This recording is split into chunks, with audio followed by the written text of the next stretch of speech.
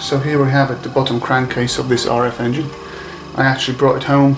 I know it's ridiculous, but it's way too cold and rainy outside to work on it, so I'll do it here, and it's clean enough to handle it at home, so no worries. Right, I'm going to be removing and selector forks and all that stuff here. So I'm going to start with removing the circlip on this shift shaft. You know what?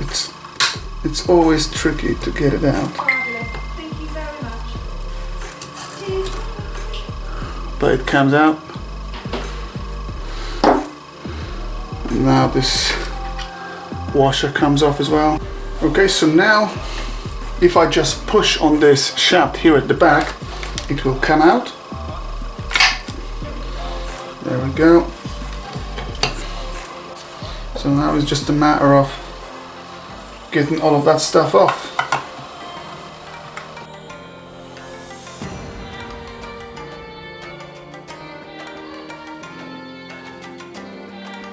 Now here you can take this little ring off as well. And we are closer and closer of getting this out.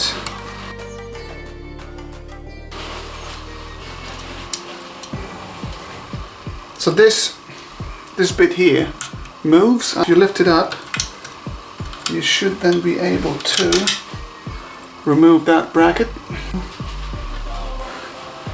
This bit comes off as well. And just here we've got the shifting arm with the spring. So I will now try to remove the spring. So this arm pops out easily.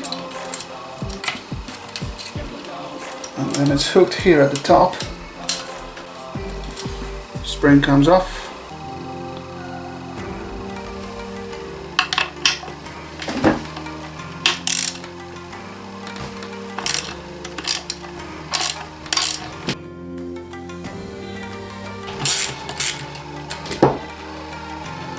Alright. So this bracket comes off as well. By the way, you're going to have a washer here which sits on here, I guess, and you're going to have this tube as well here which sat here at the bottom. So you've got two of them tubes, right? One of them sits here at the top, the other one here at the bottom.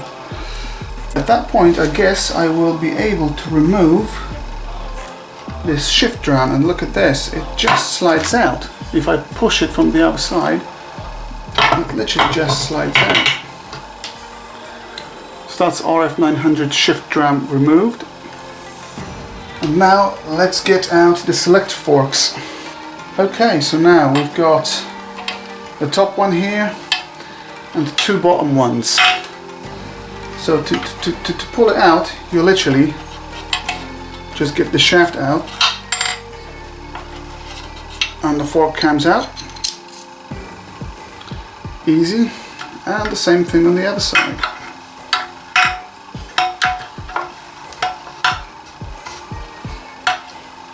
So you just pull it out from here.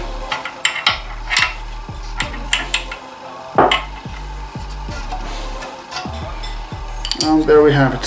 So this one here on the left is a shift drum from RF900 and GSXR 750W because those actually share the gearbox.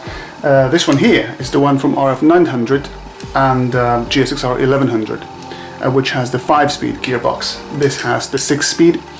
So if you take a look at its size, the size is the same, and the mechanism here at the top is also the same. It works the same way and all those elements are interchangeable. However, the difference is actual drum, because the shape of it, the roots, well, I call it the roots, you know, those lines here inside, that's all different. This is where the selector forks ride, and then the shape of those channels, those roots are also different. That's obvious because there's more gears to move in this one. At the bottom they both look the same, and that's it. But size wise they are the same, so they can be changed in order to put the 6-speed transmission in the 900 crankcase. So here I have the selector forks. Those are from the RF600, those are the 900. And to be honest, I can't see any difference. I mean, maybe there is, but I just can't see this now. And it's good to do some measurements. So you'd be measuring the thickness of those selector forks. And the service manual says in here it should be about 4.8, 4.9. So I've got 4.80, which is okay. And let's check that one. 4.78, so I guess it's very close. And here 4.87, and here 4.84. Let's check that one as well, because I didn't do it. 4.83. Let's also have a look if there's any damage on them. So this one looks pretty damn good. Here as well. If you're wondering what the damaged one looks like, I've got one for you here. So here's a selector fork from another gearbox that I've got here. And look at this. You see this wear mark? Yeah, so if you see anything like this, probably not a good idea to put this in the engine. So here we have two gearboxes. This here is the RF600 gearbox. This here is the RF900 gearbox. So first of all, if you count the gears on those two shafts, you're gonna see 6 of them. So 1, 2, 3, 4. Here's 5, and that's 6. Same here. 1, 2, 3, 4, 5, and that one inside 6. So that's 6-speed gearbox from RF600 or GSXR 750W. Now here we've got the RF900 gearbox. Let's count the gears. 1, 2, 3, 4, 5. And here 1, 2, 3, 4, and 5. Now, if you take a look at this drive shaft here, this is of the RF900. Inside there is a hole. So whenever you pull the clutch lever, this operates here, moving the pressure plate. Now on the 600, there is no hole. I mean, it's plugged, there is no hole, okay? And this is for one simple reason. The 600 and the GSXR 750W do not have hydraulically actuated clutch. It's a cable operated clutch, so it doesn't need the push rod. Now, to install this 6-speed gearbox in RF900, you have to drill this through to allow the use of this push rod, because the 900 and GSXR 1100 have hydraulically operated clutch. So without that hole here, you couldn't make a conversion of this gearbox, or somehow you would have to put a cable operated clutch in the bike. So what I did, I actually drilled this here, and I've cleaned it all nicely inside with the Dremel tool. So now there's no recess or groove or anything there. It's basically super smooth. So this push rod literally just slides through, no problem at all. So that's the number one thing you've got to do when it comes to conversion of the gearbox between those bikes, is drilling that hole to allow this push rod to slide through. Time to install those selector forks and the shift drum from the 600 or GSXR 750 into the 900 case. So here at the bottom, I'm going to have the 2 selector forks. So the shaft goes like that, and then the first fork, and then the second fork. Get it through there, and we are good here. Okay, and then we've got the smaller selector fork, which goes to the top. Okay.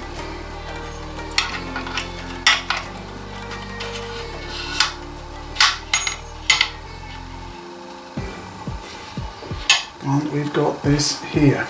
So now it's time for the shift drum. So let's just use a tad of oil in this hole here, and that one as well.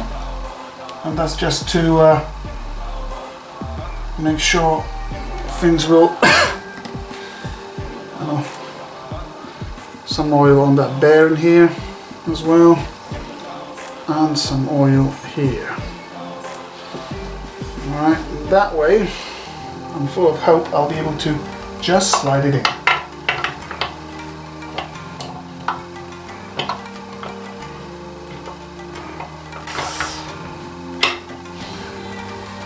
And there we go. Right, so have a look at this. The way you've got to install this shift drum and selector forks is that the top one here has to have its sliding bit in this middle groove, and those two bottom ones will have to be in the positions where the sliding bits are in those two grooves here. We've got everything here nicely set up, and now there's one more thing you're going to have to change here. This is this drive shaft from RF900, and at the end of it, left hand side here, there is a bearing which looks like this. There's a needle bearing, and that bearing needs to be changed, and that's for a very simple reason. Once again, we are using the hydraulically operated clutch, which has a push rod which goes through that bearing. So now you've got to have this hole here, so this is why you've got to use the bearing from RF900, and then you would simply put this on here, making sure that the selector fork goes between those two gears here in that slot. And hopefully you can see. So what you're watching now is, look at that bit here and those gears, how they change the position when I move the shift drum. You see? And that's pretty much the principle for all the gearboxes in motorcycles. That's how it works. Right, time to assemble this. So the first item that goes back on is the spring, which goes on that shifting arm. I imagine this will be a bit of a pain. Spring went on, have this bracket there.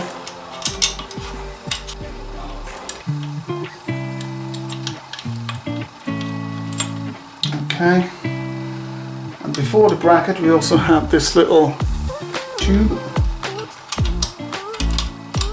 which goes in there. And then we have the bolt here. So I've just started this bolt here. And now we also had this nut here at the bottom.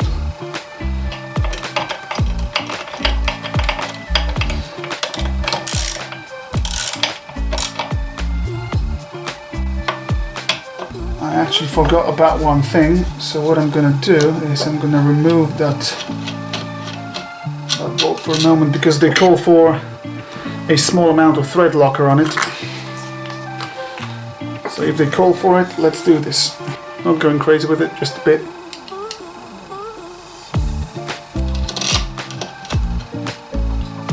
Right, that goes in. Okay, what was next? Okay, here I've got this bracket with both bolts and this tube, and I've put a small amount of thread lock on the bottom one. It is a bit fiddly to start it.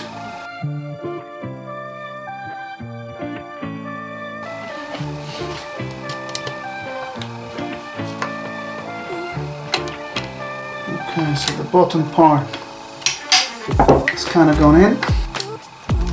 Socket. It's not torqued up yet, or not too tight, but I just want to see if it looks good so far. And it seems like it is. Let's not forget about this little ring or plate which goes on here. And now I'll be able to install this shift shaft, which then connects to the shift linkage on the other side. But before I do it, I'll put some oil on it, and that's because there's a seal on the other side here, so I wouldn't want this seal to be in any way maimed by this shaft. So the first thing that goes on this shaft here is that washer. There was a washer here, so let's not forget about that.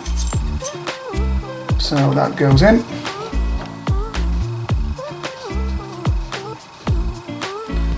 Okay, trying to be gentle on that seal on the other side. So going slowly and gently.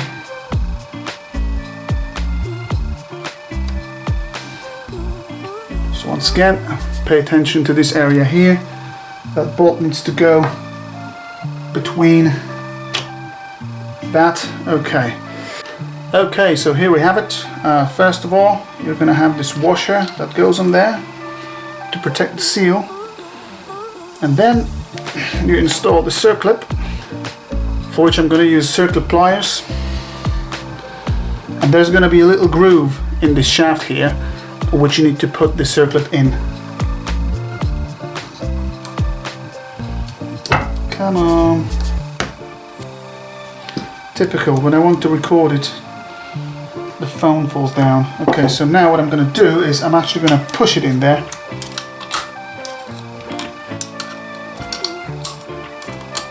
There we go. That is in, fully seated. Okay, so before I put the crankshaft on, we need to use this assembly lube to lube those bearings, and I actually went home to wash my hands before I do it because I don't want to put any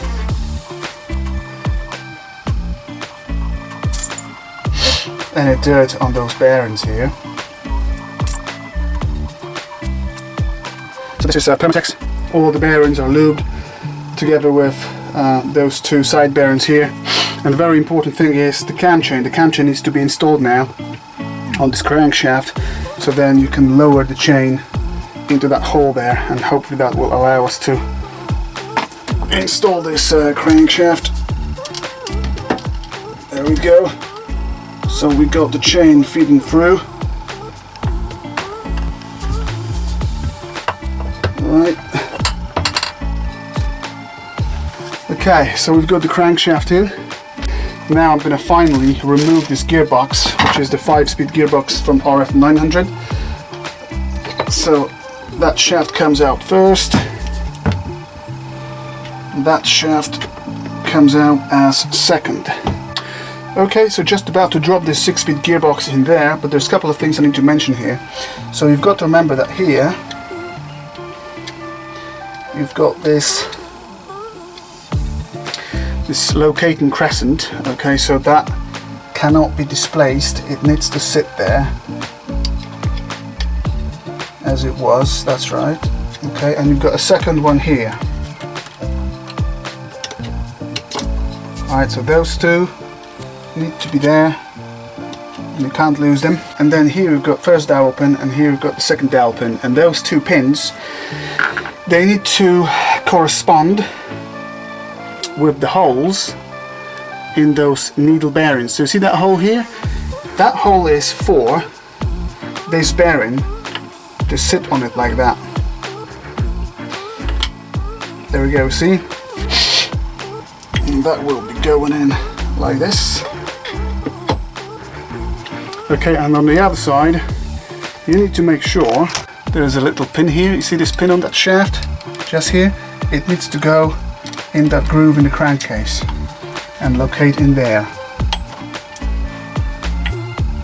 And there we go, we've got it. Okay, so this shaft is in there nicely, the same with the other one. So again, the hole here in the bearing, and remember you're using the bearing from the 1100 or 900 motor, which has the hole in it.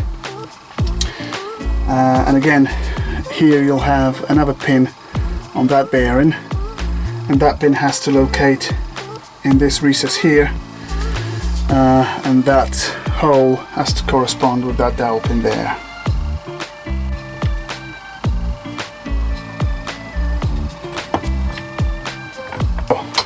So the box is in. Let's just set this all up in the correct position. Okay, so you need to shift those gears in a way that when you hold the bottom shaft you can spin freely the upper shaft. So if I just move those two gears here, you see, although I'm holding the bottom shaft, the upper one spins freely. So we are now in the neutral position. Alright, so getting ready to put this lower crankcase on top of the top crankcase. A few things to check. Those two jets here are your oil jets, so just make sure they're not clogged. So I just had a look in there with my flashlight and it seems like they're nice and clean. And then you've got the selector forks, and you've got to put them in a position where the top selector fork, or that one here, the smaller one, is in a position for third and fourth drive gear. This one here is for the sixth driven gear, and this one here is for the 5th driven gear. And don't you worry, if you got it somewhat wrong, you're still going to be able to put your hand in there when you're joining the cases and kind of fiddle with it. That's okay. Those 2 holes here and that one here are for the dowel pins. So the dowel pins ideally you want to have in the upper crankcase with the crankshaft and chain and the rest of it, because if you have it here and then you try to put it on, they might fall down in the engine and then it's a bad bit. And now let me just quickly smear this lower crankcase with the sealant and we'll try to install it. This is what I used, Loctite 518 flange sealant. So this cap here, you see there's this plastic cap which covers the crankshaft here. You've got to put some sealant on that too. And now I've got about a few minutes to put this back on and seal it.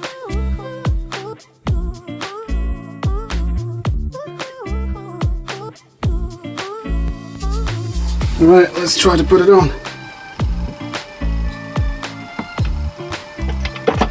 Are you good now?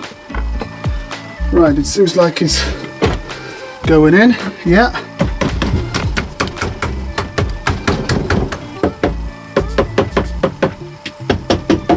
Perfect. Case is joined, no problem at all.